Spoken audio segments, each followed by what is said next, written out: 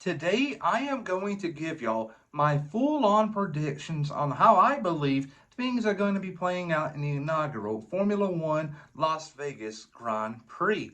This is going to be a very exciting race weekend. I cannot wait, but enough said here, and on to the intro we go. I'm Chase Briscoe, driver number 14 Ford Mustang for Stewart Haas Racing, and you're watching William Blackwell on YouTube.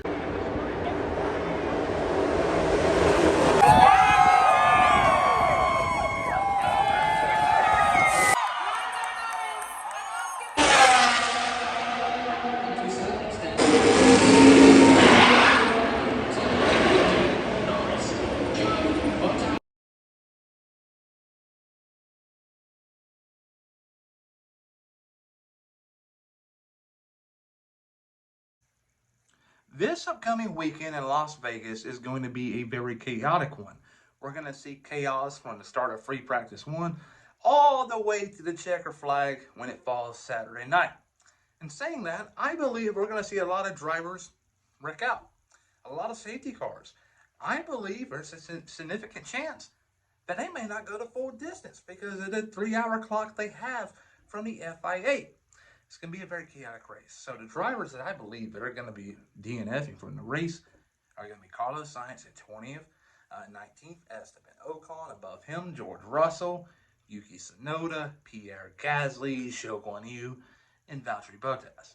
And I believe we all saw what happened in Brazil with Ferrari as a whole. You get the Ferrari main team and also its customers.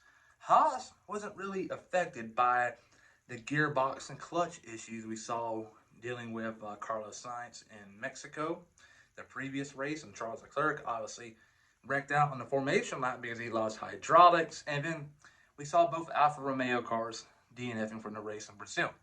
And I believe that issue is going to follow Ferrari and its customers until the end of the season. So they're going to have to suffer these next 2 weeks, and I believe that's what we're going to see with the Alfa Romeo cars, and maybe the Haas. But I may be wrong, but for right now, both Haas cars will finish their race because Nico Hulkenberg will come home in 13th place. 12th place is going to be Lance Stroll. Lance Stroll, I believe, not only as a driver, but as an athlete in the sport of Formula One, he took a big step forward in Brazil.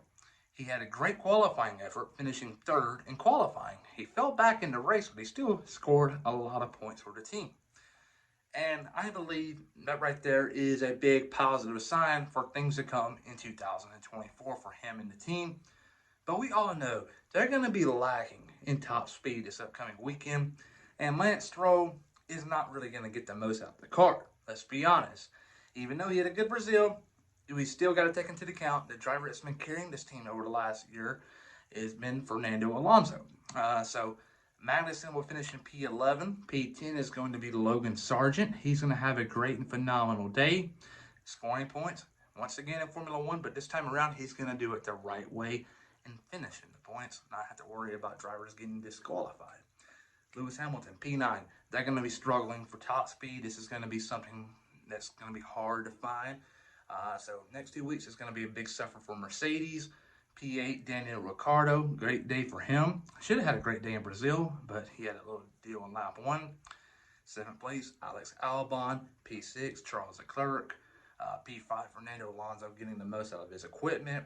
P4 is going to be Lando Norris. P3, Oscar Piastri. P2, Sergio Perez. And P1, Max Verstappen. That's how I believe things are going to play out. Please like and subscribe.